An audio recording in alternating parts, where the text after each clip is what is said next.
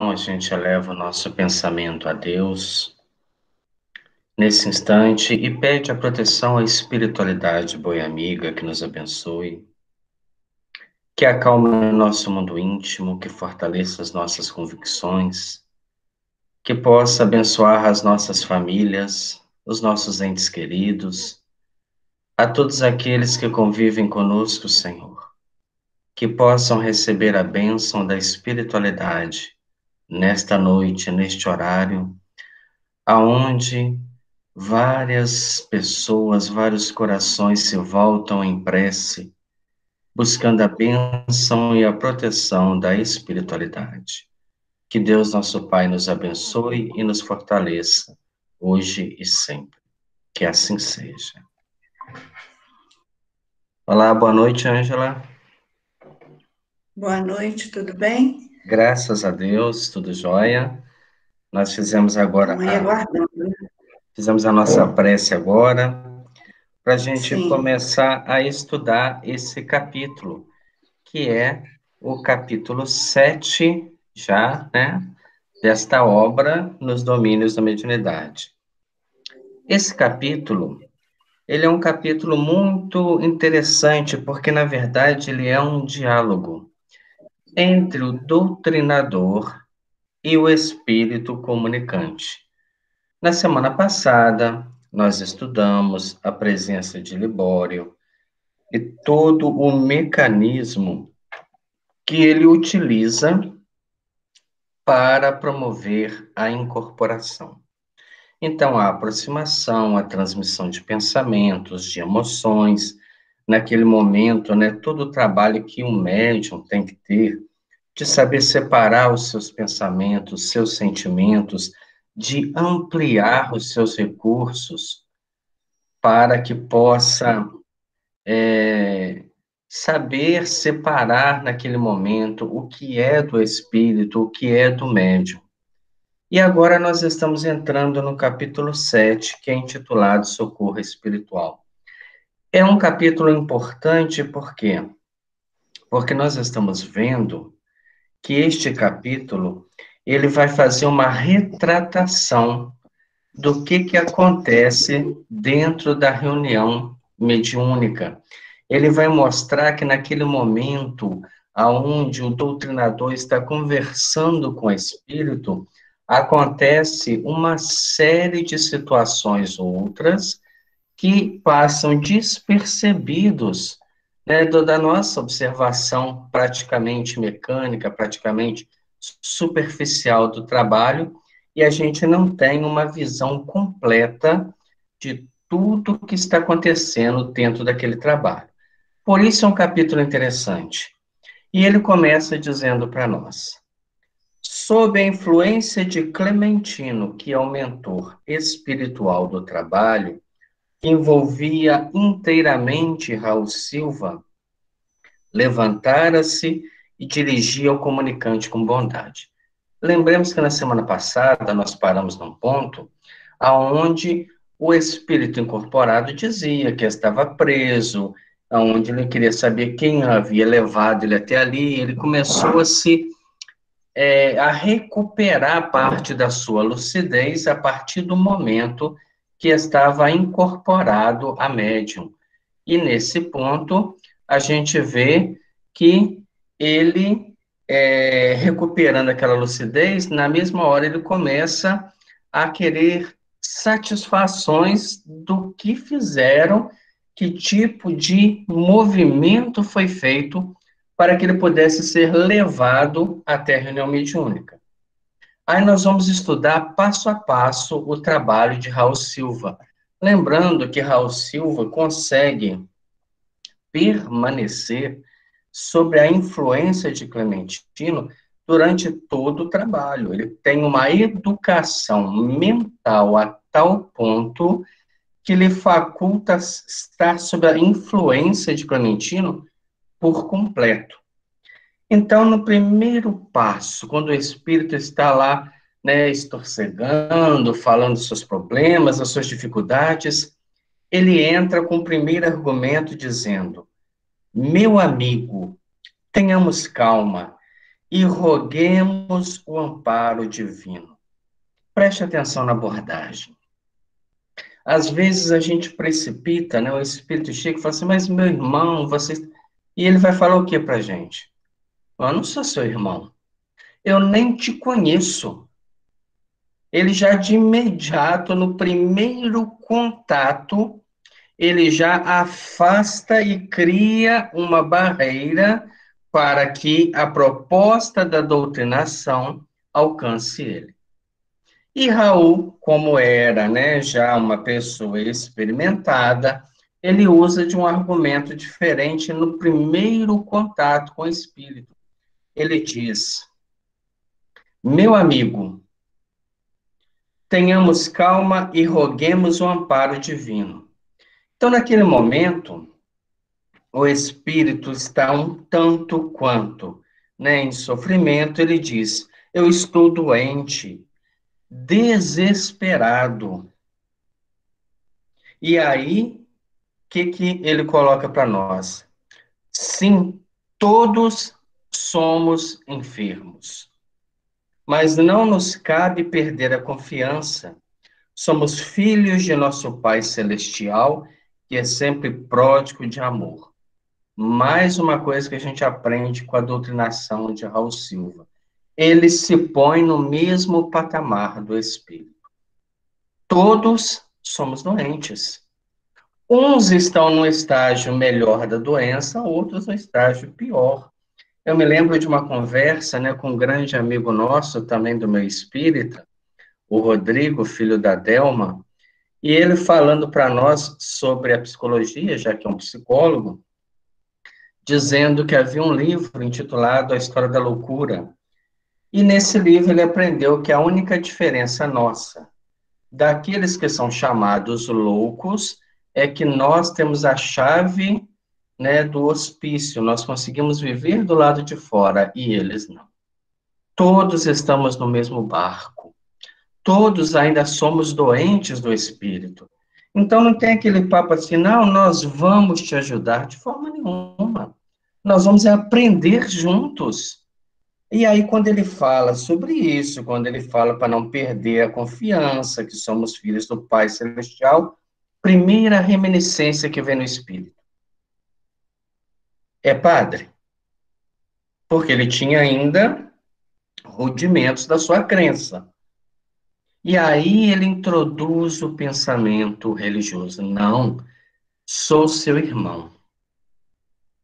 Na mesma hora, o Espírito vai retrucar. Mentira, eu não conheço.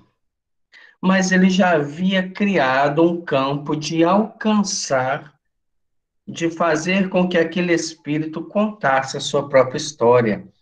E naquele momento ele fala: somos uma só família à frente de Deus.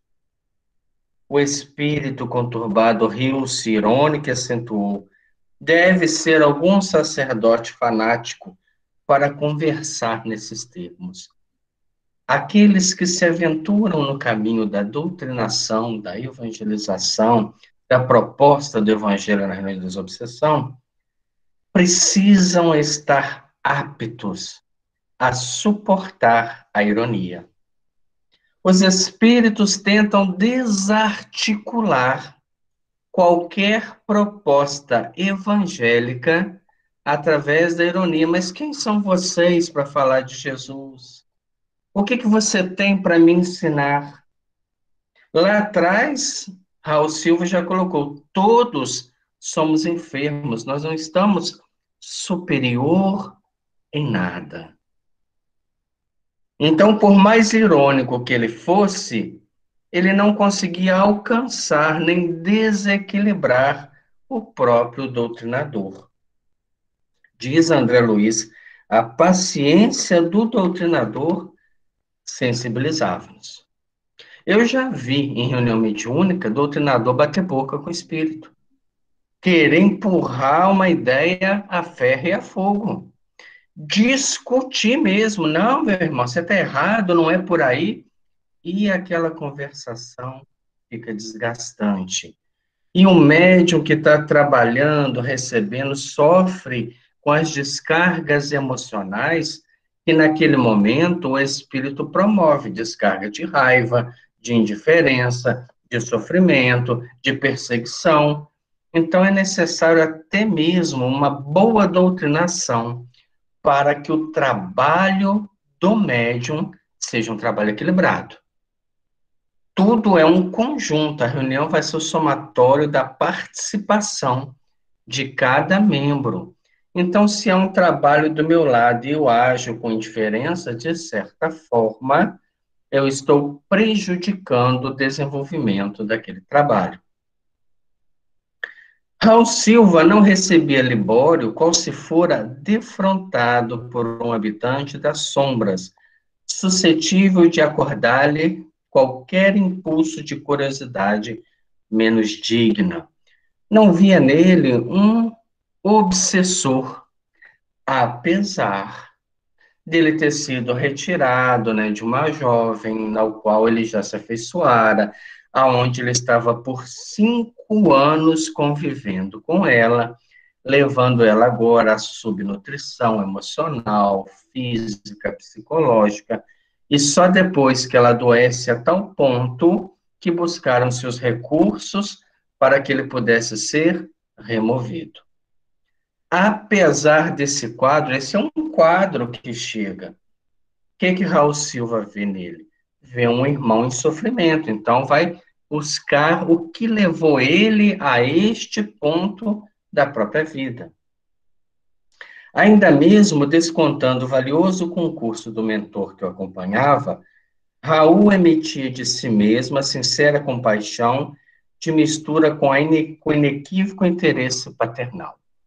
Além da proteção espiritual, que era grande, que Clementino era realmente um espírito bem evoluído, partia, né, de Raul Silva uma mistura sincera de compaixão e interesse paternal.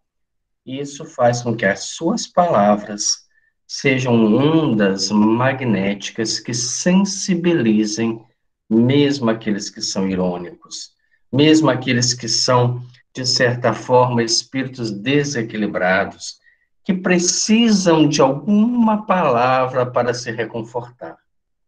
Acolhia o hóspede sem estranheza ou irritação, como se fizesse um familiar que regressasse demente ao santuário doméstico. Ô, Tarcísio, Pois não, nesse caso, o papel, a função do mediador, do doutrinador, ela é tão ou mais importante do que o médium que está incorporando, né? a gente pode Porque colocar depende que da condução ali para o entendimento, né? eu acredito assim que no final desse capítulo a gente vai chegar a uma conclusão muito parecida com essa, que a função do doutrinador, do médium de sustentação, de um passista, elas se equivalem dentro do trabalho, a tal ponto que se um não estiver afinado, como numa orquestra, a música vai sair desafinada. A apresentação do trabalho se perde. O doutrinador, ele é médium de correntes mentais superiores que vão se manifestar pela inspiração e, ao mesmo tempo, alcançar um objetivo de sensibilizar aquele espírito. Se nós temos uma doutrinação que não alcança uma só reflexão, é apenas um choque anímico. É uma comunicação praticamente desnecessária.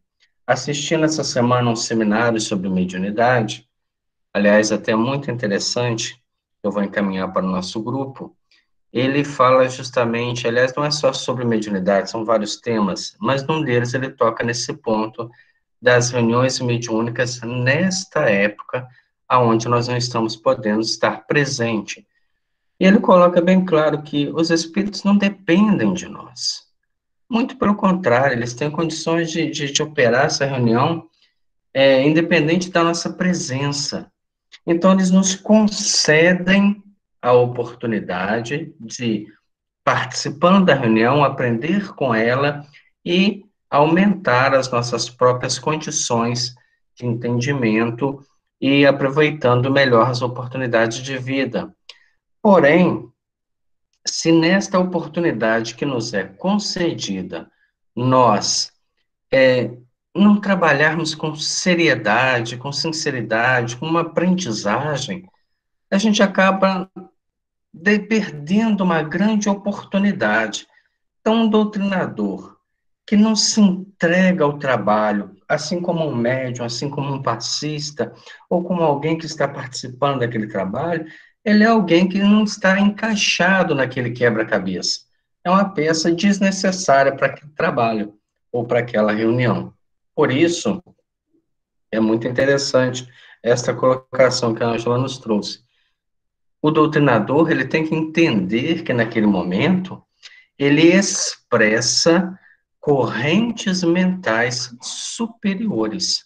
Você vê que Raul Silva estava envolvido por Clementina. Ele não está vendo, sentindo, percebendo, mas ele tem a noção exata e através daquela sensação que nós vimos lá atrás, onde ele sente aquele doce, né, excitação, aquele arrepio, que ele sente a presença do mentor da casa, ele sabe que ele precisa ser fiel aos pensamentos que lhe são enviados.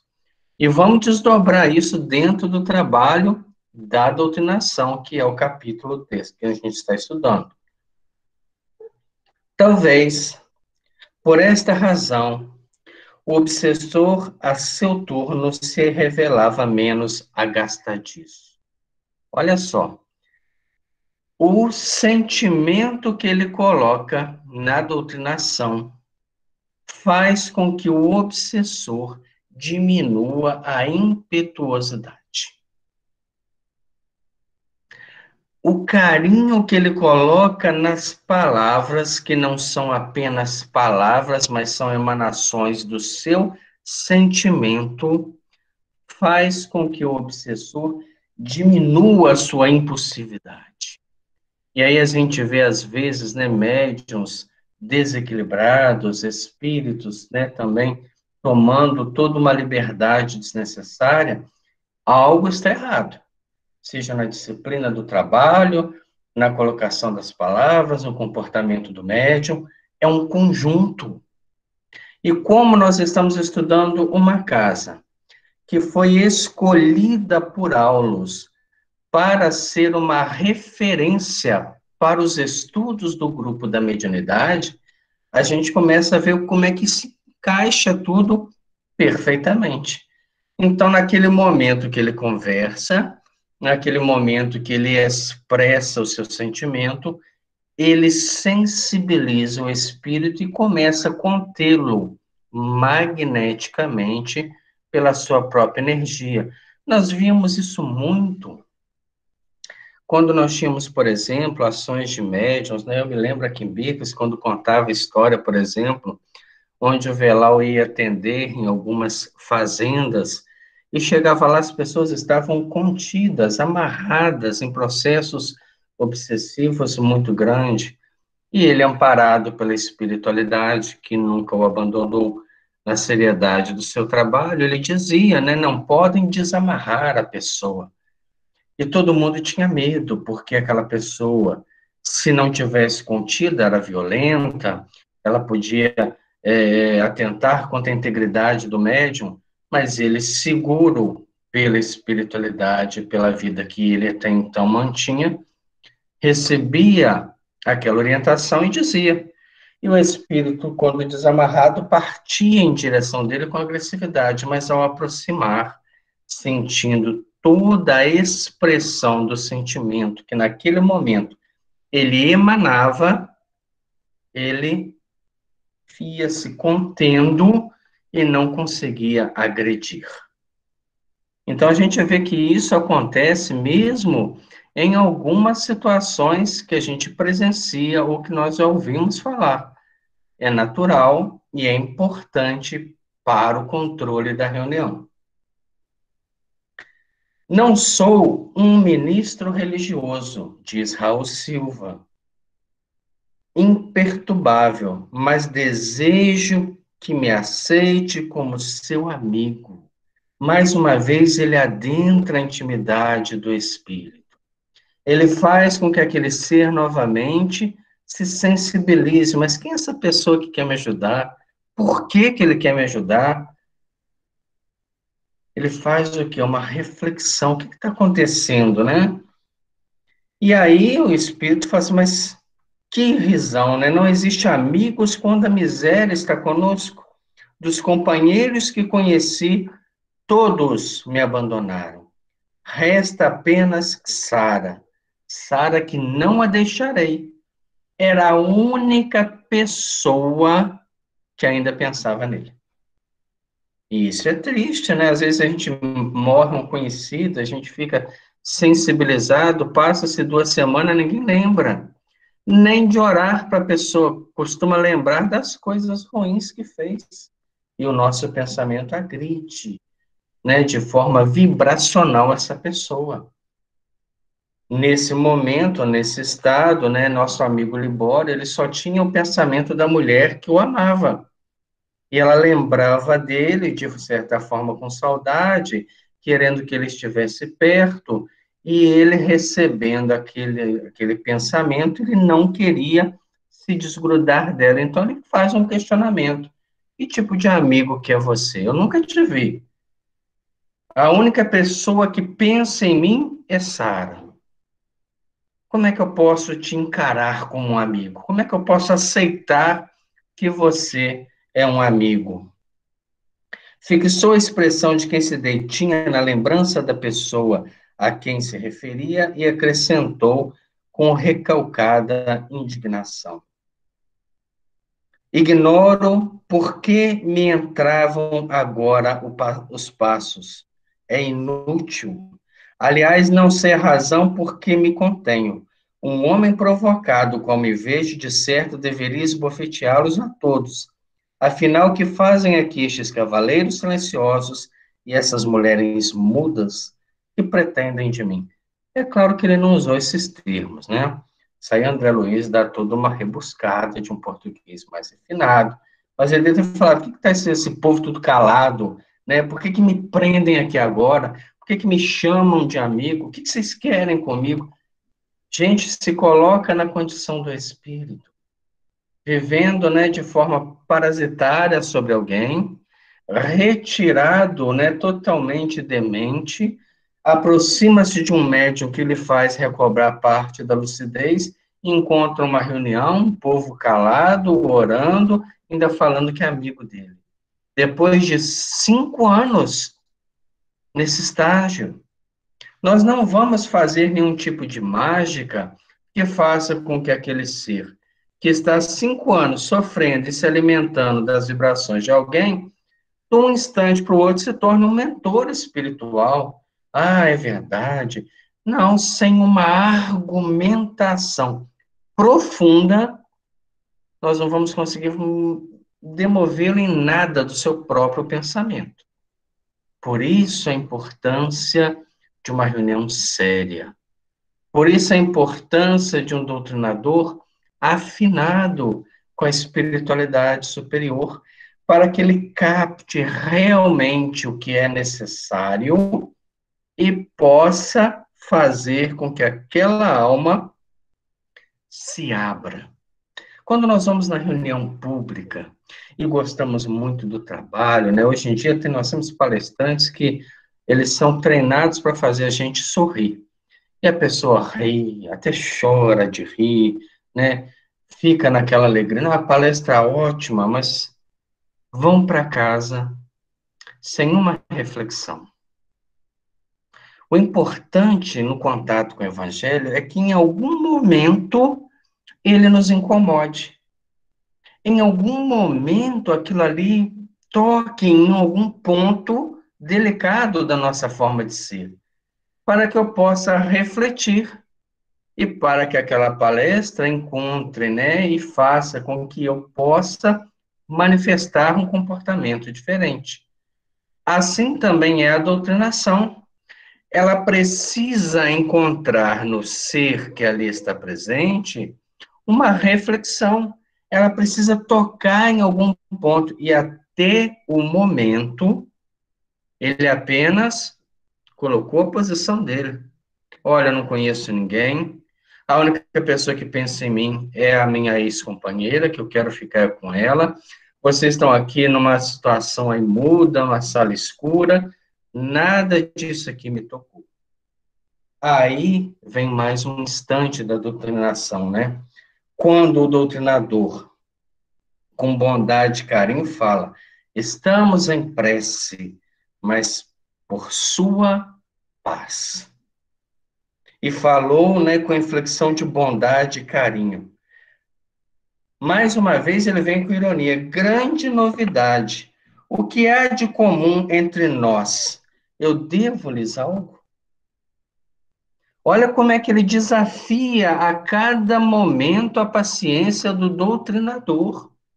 Eu te devo alguma coisa que você está querendo orar por mim? E novamente Raul Silva se sai muito bem dizendo: pelo contrário, nós somos quem lhe deve atenção e assistência. Estamos numa instituição de serviço fraterno e é fora de dúvida que no hospital a ninguém será lícito inquirir da luta particular daqueles que lhe batem à porta, porque antes de tudo é dever da medicina e da enfermagem a prestação de socorro às feridas que sangram. Então, o que que Raul Silva fala para ele num outro argumento bom para a gente copiar para as nossas reuniões, né? Quando o espírito, de certa forma, debocha da ação. O que que eu devo a vocês? Você nada, meu irmão. Somos nós que te devemos o carinho, a atenção. Somos nós que estamos aqui para prestar algum tipo de trabalho. Se a divindade o trouxe aqui, é para que nós possamos aprender juntos. E aquele argumento, com sinceridade e simpleza, o sofredor pareceu apaziguar-se ainda mais. Jatos de energia mental partidos de Silva alcançavam-nos agora em cheio no tórax, como a lhe buscarem o coração. Ele está projetando sobre o doente, mas para que o doente receba, ele tem que entrar em sintonia com o doutrinador. Se os dois estão discutindo, são campos magnéticos de cargas diferentes, que se repelem. Então, quando ele desarma a ironia, o sofredor vai se apaziguando e aquela energia que está sendo promanada adentra a intimidade do sofredor. Então, ele tenta falar, ele coloca ali embora e tentou falar, contudo, a maneira de um viajante que já não pode resistir à aridez do deserto, comoveu-se diante da ternura daquele inesperado acolhimento, a surgir-lhe por abençoada fonte de água fresca. Eu me lembrei nessa passagem, quando estava lendo isso, daquela famosa carta que o senador Publio Lentulus escreve ao imperador Tibério César, quando ele tem um encontro com Cristo. E ele diz que encontrar com Jesus era tão marcante que aqueles que o viam eram obrigados ou a amá-lo ou a temê-lo, porque dele partia uma energia tão grande que contaminava as pessoas. Guardadas as devidas proporções, nós vemos em Raul Silva alguém tão bem intencionado naquele trabalho, que ele consegue direcionar energias ao sofredor, a tal ponto que sensibilizou ele. E naquele momento, como ele não consegue mais falar, surpreendido, notou que a palavra lhe falecia embargada na garganta.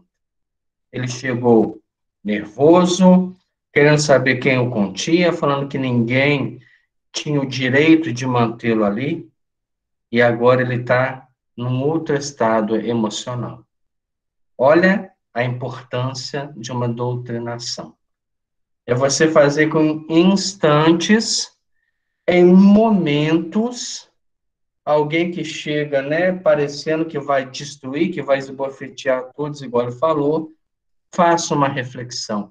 Mas para isso é necessário uma argumentação de peso. É necessário uma resposta, né? Igual nós vemos os pinga-fogo, quando vão fazer pergunta para Divaldo Franco, parece que ele já sabia a pergunta de antemão, que a pessoa faz a pergunta, ele faz um testamento na resposta. E desarma aquele que o pergunta.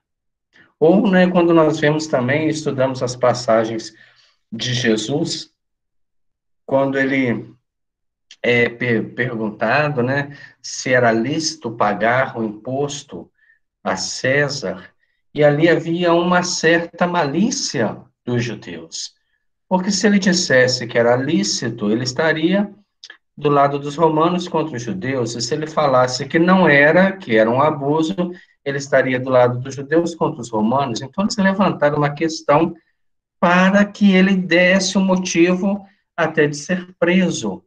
E ele, sabendo muito bem, conhecendo a malícia do povo, promove aquela argumentação, né? Dei a César o que é de César e a Deus o que é de Deus. E aí a gente vê a importância de uma argumentação bem feita. Sob o sábio comando de Clementino, falou o doutrinador com afetividade ardente. Libório, meu irmão. E estas três palavras foram pronunciadas com tamanha inflexão de generosidade fraternal que o hóspede não pôde suportar o pranto que lhe subia do âmago. Então você vê apenas as palavras que ele coloca, a energia do sentimento desarma aquela criatura. Olha quantos instantes nós tivemos na doutrinação. A abordagem, quando ele trata ele como amigo, quando ele se coloca na mesma posição do sofredor, o momento que ele implanta o pensamento religioso, dizendo para não perder a confiança em Deus, somos todos filhos dele, o momento que ele vence a argumentação crítica do próprio Espírito, falando que somos nós que devemos, e nesse momento, quando ele chega e abarca, dizendo, né, Libório, meu irmão. Essas três palavras foram pronunciadas com tamanha inflexão de generosidade fraternal, que o hóspede não pôde suportar o pranto que lhe subia do âmago. Raul avançou para ele, impondo-lhes as mãos das quais jorrava um luminoso fluxo magnético e convidou.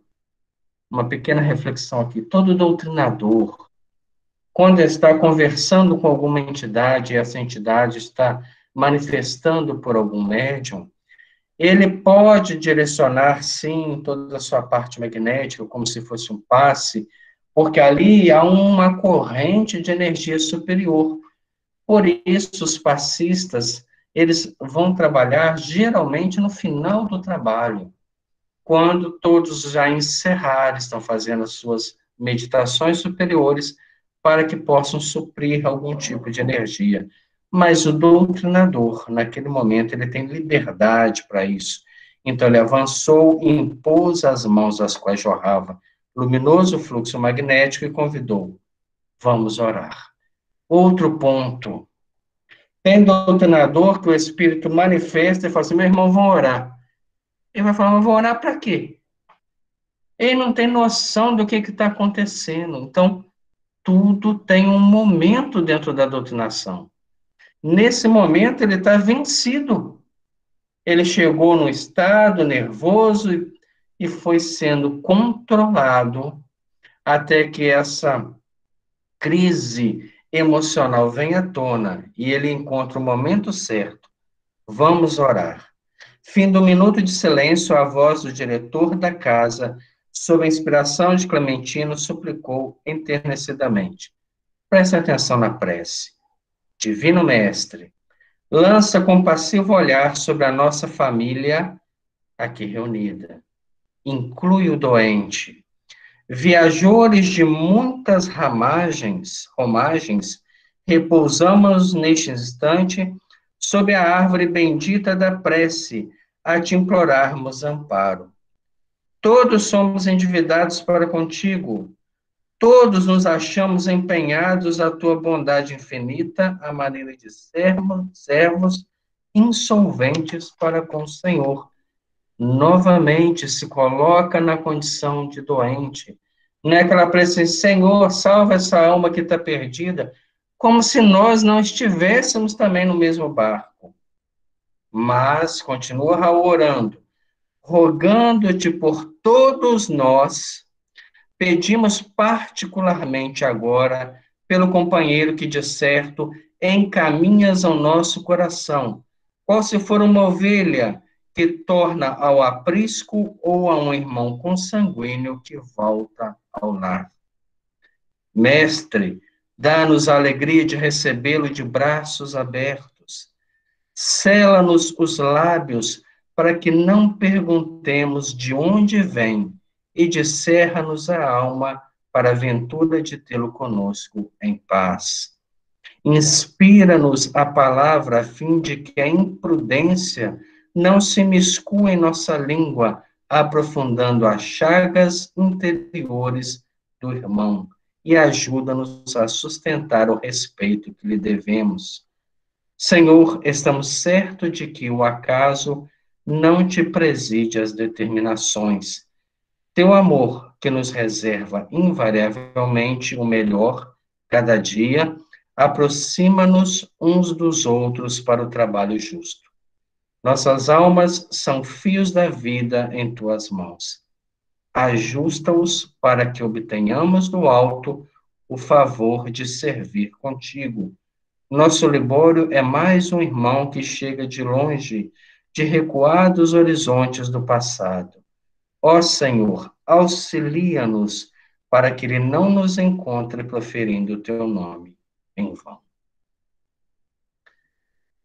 Uma prece como essa é uma retratação de uma doutrinação espírita cristã. Talvez nós devêssemos meditar, né, durante essa semana sobre essa prece, para que a gente se encontre na nossa posição de aprendizes dentro do campo da reunião mediúnica, para que a gente possa realmente se importar com os espíritos que ali chegam. Cada um com sua história, com sua vida, com seu sofrimento, com algo a nos ensinar profundamente. Confesso para vocês que eu devo ter lido essa prece mais de 20 vezes essa semana.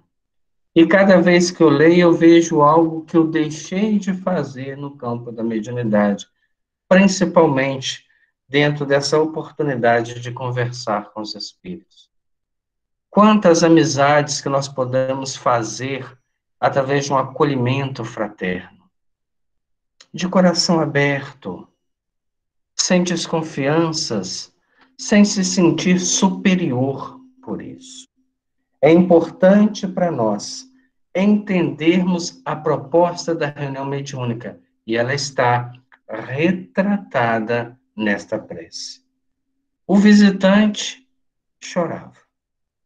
Via-se, porém, com clareza que não eram as palavras a força que o convencia, mas o sentimento irradiante com que eram estruturadas. Raul Silva, sob a destra radiosa de Clementino, afigurava-se-nos aureolado de intensa luz. Imagina o espetáculo espiritual deste momento. Você está diante de um trabalho, um ser com grande sofrimento, com grande perturbação, um suicida indireto, chega a casa, vindo, né, de toda uma situação negativa, de vampirizar uma pessoa, de consumir a sua saúde, sentindo-se ainda, né, como se o orgulho, né, o dificultasse de se sensibilizar diante de pessoas que ele nem conhecia, e agora ele está vencido. Nesse momento ele não reluta.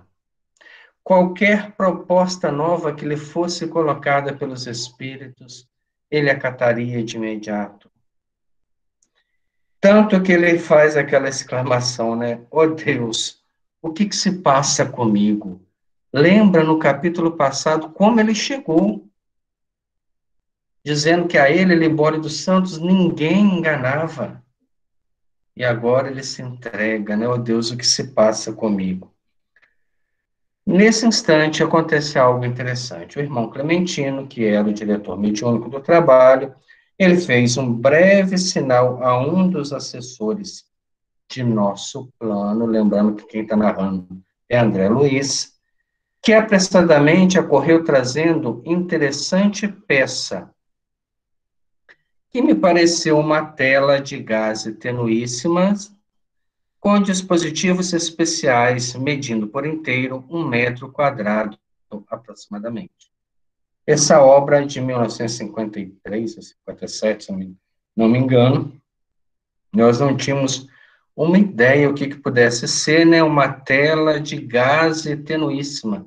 A gente foi ver isso tempos na frente com as televisões de plasma, né, que trabalhavam com esse gás sensível ao eletromagnetismo, com dispositivos especiais. Ele não descreve, mas medindo por inteiro 1 metro quadrado aproximadamente. E agora, a gente volta lá na pergunta que a Ângela fez lá no início. O trabalho do doutrinador é tão importante quanto o do médium? Eu acredito que esses trabalhos se equivalem. Do doutrinador, do médium e dos assistentes. Porque agora começa um desdobramento de um quadro dentro da reunião mediúnica muito interessante. O mentor espiritual, que era Clementino, manobrou pequena chave num dos ângulos do aparelho e o tecido suave se cobriu de leve massa fluídica branquicenta e vibrátil. Ele foi lá naquele cantinho que tinha lá no aparelho, acionou alguma chave e a tela se tornou totalmente branca, como se um plasma sutil estivesse ali e, ao mesmo tempo, era vibrátil, como se ele movimentasse, sensibilizado por correntes mentais. Em seguida, postou-se novamente ao pé de Silva, que, controlado por ele, disse ao comunicante: doutrinação, lembre-se, meu amigo, lembre-se, faça um apelo à memória, veja à frente os quadros que se desenrolarão aos nossos olhos. Vamos lembrar, Raul Silva não era vidente, não tinha uma orientação mediúnica clara, lógico que era um médium de intuição, mas naquele momento, ele, através das correntes mentais que recebia, disse ao companheiro: vamos lembrar, olhe os quadros que se desdobram à sua frente. Ele não estava vendo, mas ali na frente já estava o aparelho montado, e naquele momento o Libório começa a voltar ao seu próprio sofrimento e começa a projetar. Nós vamos ver isso numa outra obra, que é Memórias de um Suicida. Lá no finalzinho do livro, havia uma terapia onde todos aqueles espíritos que ali estavam, inclusive, né, Camilo Castelo Branco, que era a peça-chave da obra, e eles faziam uma terapia psicológica em grupo, e nessa terapia todos estavam sentados, cada um ao seu dia era chamado lá na frente, e ficava de frente a uma tela. E ali eles eram induzidos, através do magnetismo, da hipnose natural, a lembrar do seu passado e faziam uma terapia de grupo. Só que quando eles lembravam, aquelas cenas elas eram retratadas para que todos pudessem compartilhar experiências. E no livro, né, o nosso companheiro, né, Camilo Castelo Branco, ele diz: eu não gostaria de passar por isso, porque ele tinha medo do seu próprio passado. Ele pediu, né, sinceramente, que a sua terapia fosse feita num dia onde não tivesse ninguém. E os espíritos disseram: mas, meu amigo, todos aqui aprendem em grupo. E ele conservava um certo orgulho de casta, um escritor português, um homem de grande cultura, um homem que teve uma grande fortuna na vida. Ele tinha medo daquela terapia. Mas aí chegou o seu dia. E ele, muito constrangido, foi levado lá na frente, sentou-se, foram feitos todo o tratamento magnético indutivo, e ele vai retornando ao passado até que ele chega ao momento, né, da crucificação de Jesus. E ele se viu como uma pessoa que tinha problemas mentais, alguém que debochou do sofrimento do Cristo, de Maria, que jogou pedras, literalmente, sobre o Cristo que passava. Então, quando ele retorna, ele tem uma vergonha muito grande de quem ele era ainda no seu íntimo. E a partir dali, ele aceita a proposta da reencarnação para reconstruir a sua própria imagem dignamente. Então, são terapias muito profundas, quando o seu passado ele serve de experiência para outros. Durante o trabalho mediúnico, isso ocorre. Chegamos, né, a nosso trabalho, determinada entidade espiritual, e atrás dela há toda uma história, há todo um sofrimento. Agora nós vamos entrar num diálogo muito interessante, porque Raul Silva está pescando isso da própria intuição. E ele tem uma acertabilidade muito grande. Olha o que ele conversa com o espírito. De imediato, como se tivesse a atenção compulsoriamente atraída para a tela, o visitante fixou e, desde esse momento, vimos com assombro que o retângulo sensibilizado exibia variadas cenas de que o próprio Libório era o principal protagonista. Às vezes a gente acha isso uma coisa muito fantástica. Gente, a nossa televisão funciona assim. Ela recebe um influxo magnético através dos radares, das antenas, dos captadores, e transmite imagens que estão distantes. Ali, esse aparelho recebia a lembrança, que é uma carga, uma energia magnética do pensamento do sofredor, e traz como se fosse uma novela viva, um filme gravado da sua própria existência. Recebendo mentalmente, Raul Silva passou a descrevê-las. Olha como é que para um doutrinador alcançar um objetivo, ele precisa ser uma pessoa muito bem intuída, muito bem direcionada.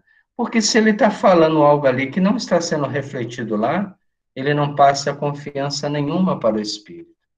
Ele não está vendo, mas mentalmente lhe é repassado todas as imagens. E ele começa a falar para o espírito. Observe, meu amigo, é noite, ouve-se um burburinho de algazarra à distância. Sua mãe velhinha chama à cabeceira e pede-lhe assistência. Está exausta. Você é o filho que lhe resta, derradeira esperança de flagelada vida, único arrimo. A pobre sente-se morrer, a dispneia martiriza. É o distúrbio cardíaco pressagiando o fim do corpo.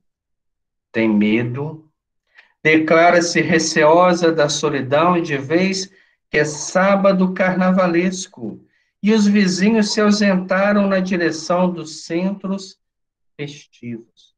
Olha quantos detalhes ele consegue passar apenas da inspiração que recebe e Libório assistindo a sua própria história. Parece uma criança atemorizada.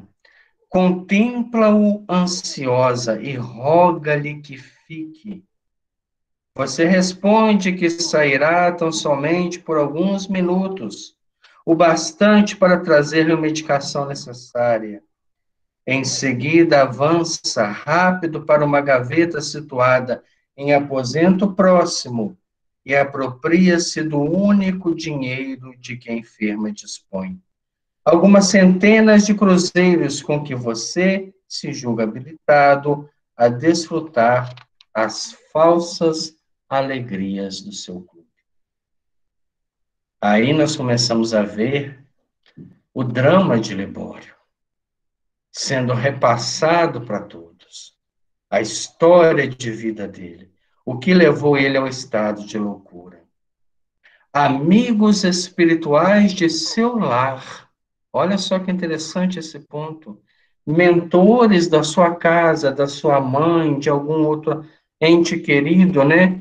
Abeiraram-se de você, implorando socorro em favor do doente, quase moribunda, mas você se mostra impermeável a qualquer pensamento de compaixão.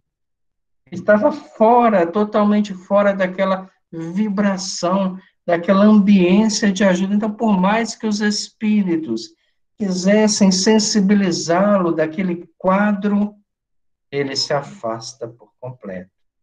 Em plena via pública, imanta-se aos indesejáveis companheiros desencarnados com os quais se afinam. Outro quadro que a gente tira, esses espíritos não estavam lá dentro do lar, falando, vem, vão lá para a rua, né? Olha a festa. Não, estavam lá na rua, mas buscavam a mente dele lá dentro de casa, estimulando-o a romper com aquele compromisso com a família e viver os compromissos, né? As falsas alegrias do mundo.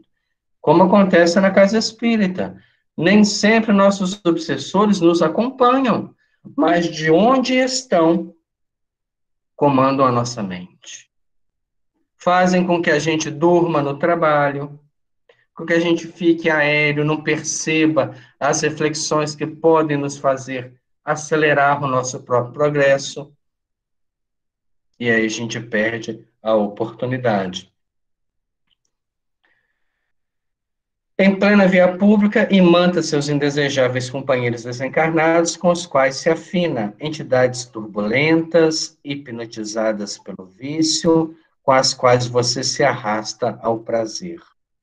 Por 3 dias e 4 noites consecutivos, entrega-se à loucura.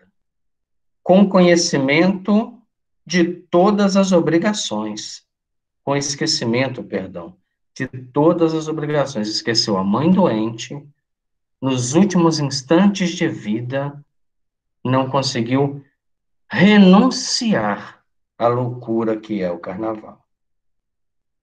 A velhinha socorrida por braços anônimos, perdão, por uma parte aqui, né? Somente na madrugada de quarta-feira você volta estafado e semi-inconsciente. A velhinha socorrida por braços anônimos não o reconhece mais, aguarda resignadamente a morte, enquanto você se encaminha para um quarto nos fundos, na expectativa de conseguir um banho que o auxilie a refazer-se. Abre o gás e senta-se por alguns minutos, experimentando a cabeça entontecida. O corpo exige descanso depois da louca folia. A fadiga surge insuportável. Despercebe-se de si mesmo e dorme semi-embriagado, perdendo a existência porque as emanações tóxicas lhe cadaverizam o corpo. Na manhã clara de sol, um rabecão leva ao necrotério como um simples suicida.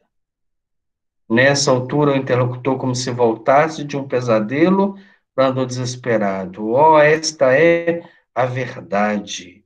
A verdade. Onde está minha casa? Sara, Sara, quero minha mãe.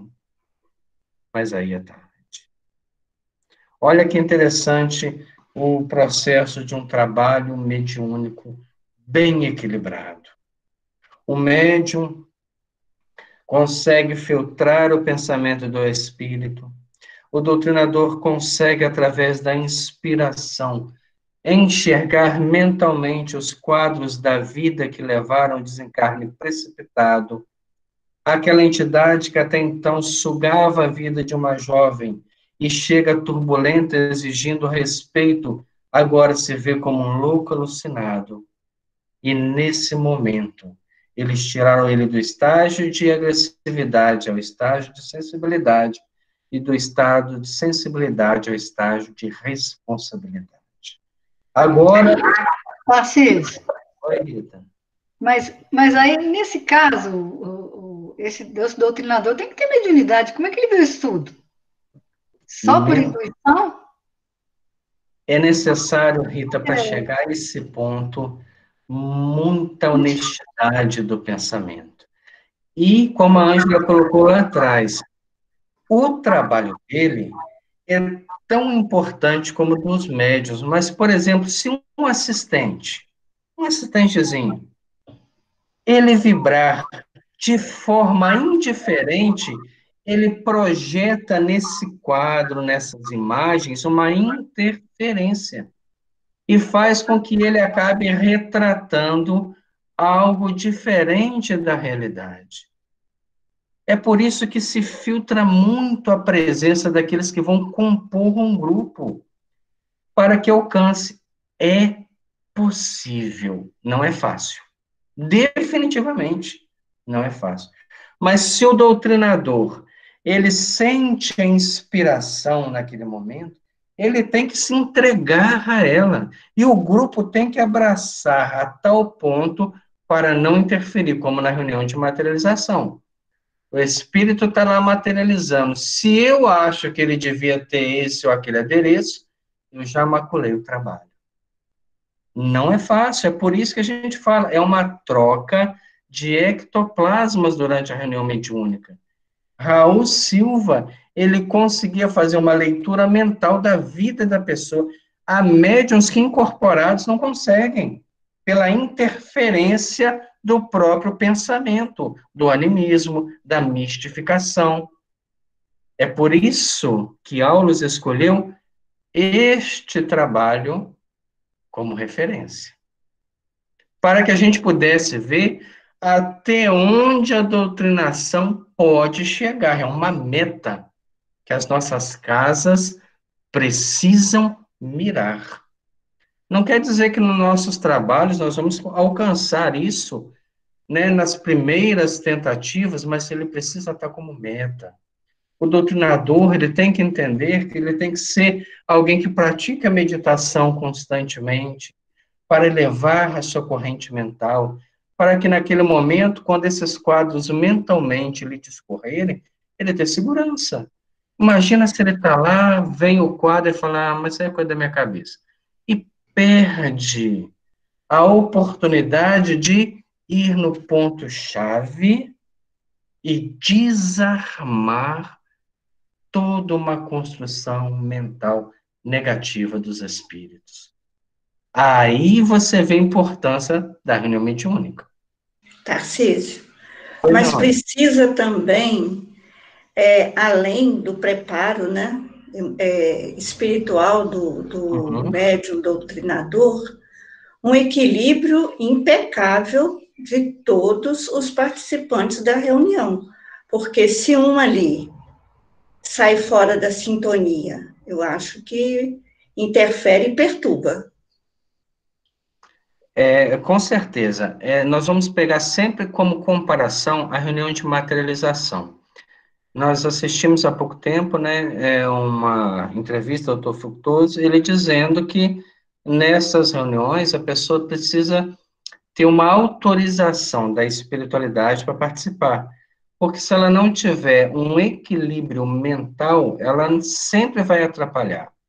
Então, o exercício, ele é do grupo para alcançar. Isso aqui, para mim, é excelência no trabalho mediúnico, com certeza. É um curso de ciência mediúnica, como disse lá atrás André Luiz.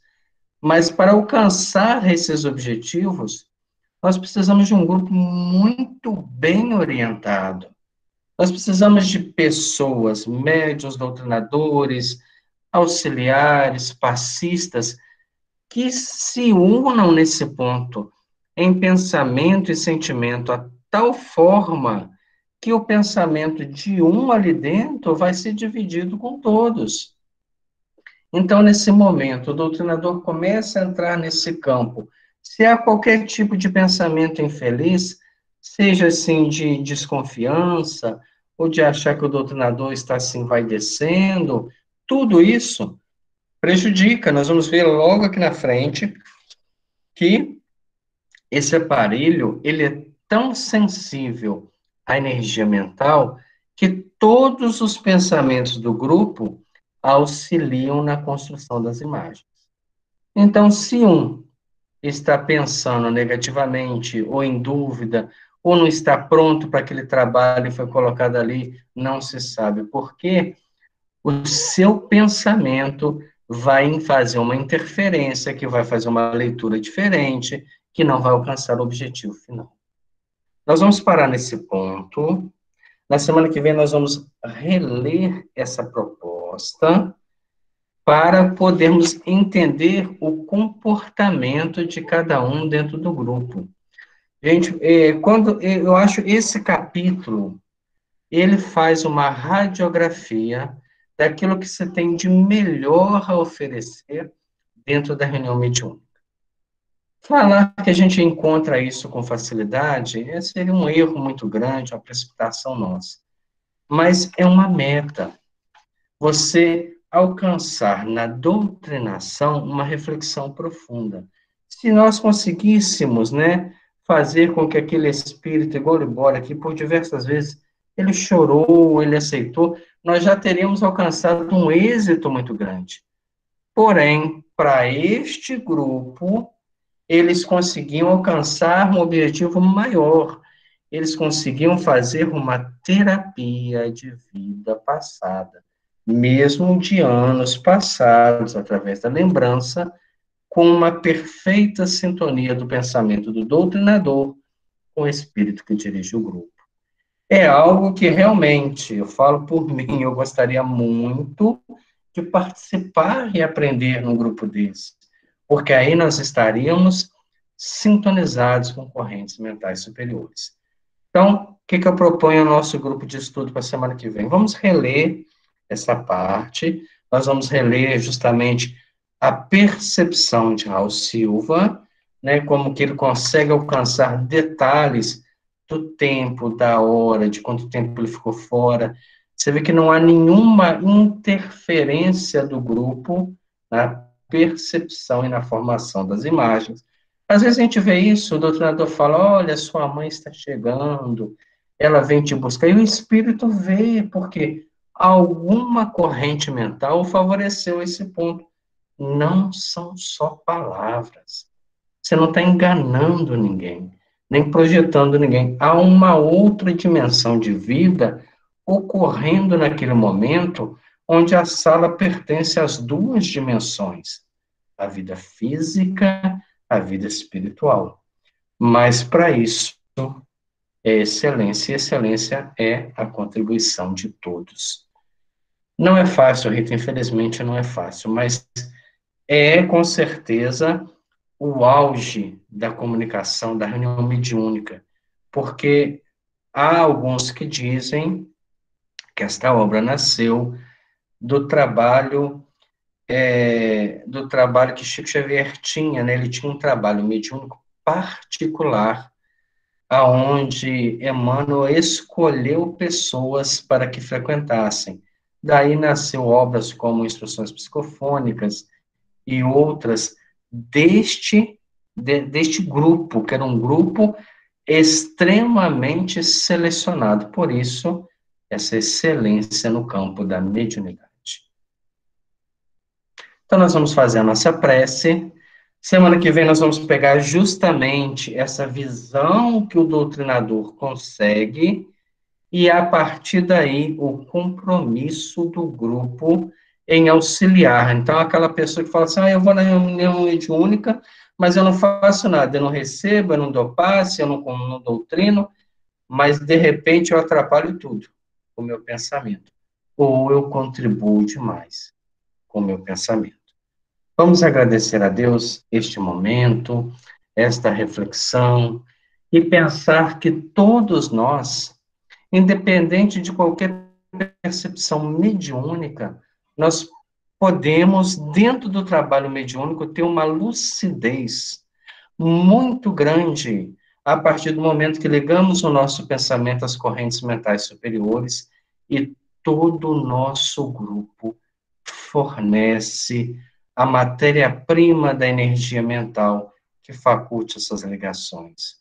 Este, Senhor, é o objetivo do nosso estudo, aprimorarmos para buscarmos o que há de melhor nesse campo, deixarmos para trás todos os tipos de exercícios que não levam-nos a uma mediunidade superior, aos interesses pessoais, às manifestações desequilibradas, à teatralidade da mediunidade, buscarmos, sim, Senhor, a convivência com as correntes mentais superiores.